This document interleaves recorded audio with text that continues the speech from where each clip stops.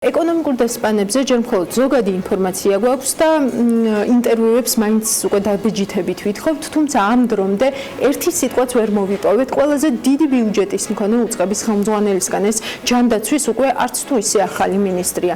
მას შემდეგ რაც 7 წლიანი მინისტრობის მერე დავით სერგეენკო ყველაზე მსხვილ ბიუჯეტიანი უწყების პირველი პირის პოსტს დაემშვიდობა და პრემიერის მრჩევლად გადაინაცვლა საქართველოს ოკუპირებული ტერიტორიებიდან დევნილთა შრომის ჯანდაცვისა და სოციალური დაცვის ministris portfeli ეკატერინე ტიკარაძეს ჩააბარეს. რა იყო ის მთავარი კრიტერიუმები, რის გამოც 4 მილიარდ ლარამდე ბიუჯეტის მქონე უწყება სწორედ მას ჩააბარეს კონკრეტულად უცნობია, მაგრამ ცნობილი ის არის, რომ ეკატერინე ტიკარაძე მინისტრობამდე საჩხერის რაიონულ საავადმყოფოს ხელმძღვანელობდა, სხვათა შორის როგორც თავის დროზე დავით სერგეენკო.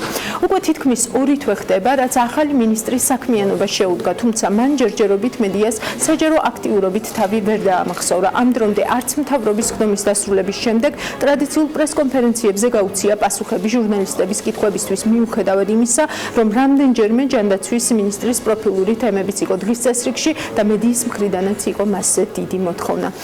ჩვენმა ბიზნესის მიმომხილველმა ელენე გოგბერაშვილმა მიზნად დაისახა მაინც გაგაცნოთ ეკატერინე ტიკარაძე და ახლა თავად გვეტყვის რა ინფორმაცია მოიძია და ვის ესაუბრა. ელენე, გამარჯობა და გისმენთ. გამარჯობა. ელენე, აქვე ისიც უნდა ვთქვათ, რომ ეკატერინე ტიკარაძე ჟურნალისტებთან კომუნიკაციას სხვა საჯარო ღონისძიებების დროსაც გაურბის, მაგალითად, რამდენიმე დღის წინ, როცა პრემიერმა ქრონიკული დაავადებების სამკურნალო 35 დასახელების მედიკამენტის ერთლარად შეძენის პროგრამის განახლებული პირობების პრეზენტაცია გამართა, ჯანდაცვის მინისტრი მხოლოდ შაბლონური სპიჩით შემოიფარგლა და ჟურნალისტების კითხვებს არ უპასუხა.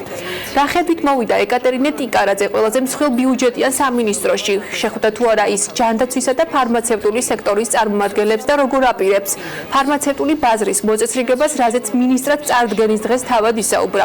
ეს კითხვების მცირე ჩამონათვალია, რომელიც ჰქონდა და შესაბამის ადრესატებთანაც დავსვით, როგორც აღმოჩნდა დარგის წარმომადგენლებთან შეხვედრის სურვილი თუ ინიციატივა ახალ მინისტრს თავად არ გამოუთქვამს, თუმცა დაახლოებით 1 თვის წინ ეკატერინე ტიკარაძეს თავად ფარმაცევტებმა მიმართეს.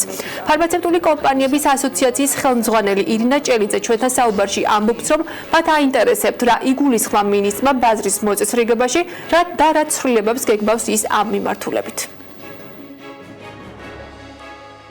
ჩვენ მივმართეთ თხოვნით, რომ შეგხვედროდა, მაგრამ არ გვაქვს ჯერ პასუხი, რადგან განაცხადა, რომ ფარმაციაში იქნება ცვლილებები.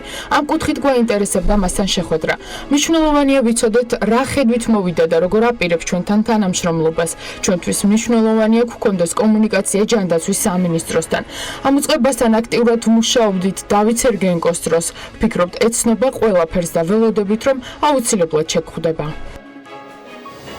ჯანდაცვის ახალ მინისტრთან შეხვედრის სურვილი აქვთ ჯანდაცვის სპეციალისტებსაც. ვახტანგ სურგულაძე ტიკარაძეს საჯარო აქტიურობისკენ მოუწოდებს და ამბობს, რომ ერთადერთი ცვლილება, რაც მისი მოსვლის შემდეგ სამინისტროში დაიწყო, არის ის, რომ ყველა თანამშრომელს განცხადება დააწერინეს სამსახურიდან წასვლის შესახებ. ეს იმ სტრუქტურული ცვლილებების შედეგია, რომელიც ტიკარაძის ჯანდაცვის სამინისტროში მისვლიდან 1 თვის შემდეგ დაიწყო და რაზეც მცდელობის მიუხედავად ინფორმაცია გასულ კვირას უწყებიდან არ მოგვაწოდეს. მე რომ ვიყო მის ადგილას, ყოველ სამშაბათს მოვაწყობდი ბრიფინგს ამ პრესკონფერენციას. ჯანდაცვის მინისტრი უნდა იყოს ძალიან გახსნილი და პირიქით ჟურნალისტებს უნდა სთხოვდეს, რომ თემები მიაწოდონ. მე როცა ვიყავი ჯანდაცვის სამინისტროში, ყოველთვიურად მქონდა შეხვედრა ცალკე სტაციონარებთან, ცალკე პირველადი ჯანდაცვის დაწესებულებებთან. სხვათა შორის წინა მინისტრიც არ აკეთებდა ამას. ეს შეხვედრები სისტემატურ ხასიათს უნდა ატარებდეს.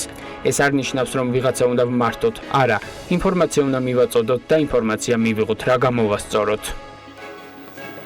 მართალია ეკატერინე ტიკარაძის ჯანდაცვის მინისტრის პოსტის დაკავებიდან დიდი დრო არ არის გასული, თუმცა როგორც ჯანდაცვის კიდევ ერთი სპეციალისტი სერგი ჩიხლაძე BMG-სთან ამბობს, 2 თვე საკმარისი დროა იმისთვის, რომ მინისტრმა ზოგადი ხედვა მაინც წარმოადგინოს და საზოგადოებას თავი დაამახსოვროს.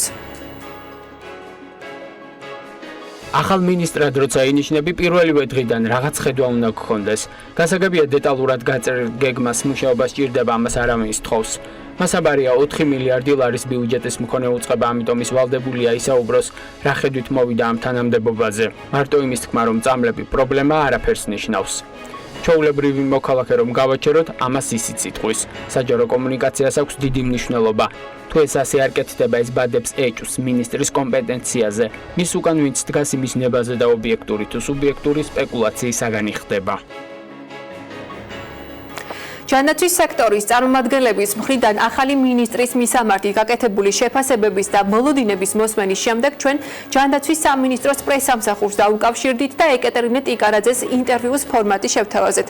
რაც ყველაზე მსხვილი უწყების პირველი პირის ხედვებსა და გეგმებზე უფრო მეტი ინფორმაციის მიღების საშუალებას მოგცემდა, ასევე დაგვესვა ყველა ის კითხვა, რაც სექტორს აწუხებს, მაგრამ ამ ეტაპზე მინისტრთან ინტერვიუ ვერ შედგა და თავად ეკატერინე ტიკარაძის ხედვებსა და სამინისტროში მიმდინარე რეორგანიზაციაზე მინისტრის მოადგილე თამარ გაბუნია შემოგთავაზეს.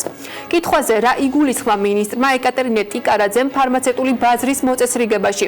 გაბუნია განმარტავს, რომ ფარმაციის კუთხით გარკვეული მიმართულებები უკვე განსაზღვრულია და მთავრობის წინასწარი ხედვაც არსებობდა ამაზე, რის მიხედვითაც სამინისტრო მიყვება პროცესებს. საუბარია წამლის მწარმოებლებისთვის GMP და GDP სტანდარტების შემოღებაზე, რომელიც 1 ივლისიდან უკვე შევიდა ძალაში, თუმცა 2022 წლამდე ის მწარმოებლებისთვის ნებაყოფლობითია. გარდა ამისა, საუბარია წამლის კანონმდებლობის ევროდირექტივებთან შესაბამისობაში მოყვანაზე, რაზეც სამსჯელოდ სამინისტრო პროფესიულ პლატფორმას შექმნის. მინისტრის მოადგილე ირწმუნება, რომ სწორედ ამ ცვლილებებს გულისხმობდა ახალი მინისტრი, როცა ფარმაცევტული ბაზრის მოწესრიგება ჯანდაცვის უწყების პრიორიტეტად დაანონსა. რაც შეეხება დარგთან კომუნიკაციას, გაბუნია ამბობს, რომ სამინისტროს მუშაობის ფორმატი არ შეიცვლება და ყველა მექანიზმი, რასაც იყენებდა უწყება საკონსულტაციოდ ფარმაცევტულ ასოციაციასთან თუ სხვა დაინტერესებულ მხარესთან, გაგრძელდება და ამ პროცესში მინისტრიც ჩაერთვება. კიდევ ერთი თემა, რაც ეკატერინე ტიკარაძის მინისტრობის ამ მოკლე პერიოდს უკავშირდება, ჯანდაცვის სამინისტროში გამოცხადებული რეორგანიზაცია. როგორც სექტორის წარმომადგენლები ამბობენ, უწყების ყველა თანამშრომელს განცხადება დააწერინეს, სადაც საუბარია, რომ შესაძლოა რეორგანიზაციას მათი პოსტიდან გათავისუფლება მოჰყვეს. გაბუნია განმარტავს, რომ ეს სტანდარტული გაფრთხილებაა და არ ნიშნავს, რომ რეორგანიზაციის შემდეგ ისინი თანამდებობებს დატოვებენ. 24 ივლისს გამოიცა მინისტრის ბრძანება რეორგანიზაციის შესახებ სამინისტროს ცენტრალურ აპარატში და ასევე მის დაქვემდებარებაში არსებულ საჯარო სამართლის იურიდიულ პირებში. აქ არის გამაფრთხილებელი განცხადება, რომელიც ასევე სტანდარტული პროცედურის ნაწილია. თანამშრომლები გაეცნენ ამ განცხადებას, რომ მას შესაძლოა მოჰყვეს სტრუქტურული ცვლილებები და საშტატო ერთეულების შემცირება. ეს არნიშნავს, რომ რომელიმე თანამშრომელს კონკრეტული რისკი აქვს სამსახურის დაკარგვის. ამასთან გაბუნიამ გითხრა ისიც, რომ რეორგანიზაციასთან დაკავშირებით წინადადებების მომზადება სავარაუდოდ მალე დასრულდება და სექტემბერში საბოლოო ხედვაც ჩამოყალიბდება. კიდევ ერთი კითხვა, რაზეც პასუხის გაცემა თამარ გაბუნიას ეკატერინე ტიკარაძის ნაცვლად ჩვენთვის მოუწია, საჯაროდ მინისტრის ნაკლებ აქტიურობას ეხება. მან გითხრა, რომ მინისტრთან ერთად შიდა სამუშაო პროცესი მიმდინარეობს და დადგება ალბათ მომენტი, როცა ტიკარაძე გააქტიურდება. მაყურებელს აქვე ვეტყვი, რომ მინისტრობის თითქმის 2 თვიანი პერიოდის განმავლობაში ეკატერინე ტიკარაძის ანგარიშზე 20-მდე ოფიციალური შეხვედრაა, მაგრამ არც ერთი ასოციაციებთან და ჯანდაცვის სფეროს სხვა წარმომადგენლებთან. ელენე გოგბერაშვილმა იმუშავა ძალიან საინტერესო და ნაყოფიერად ანალიტიკისთვის.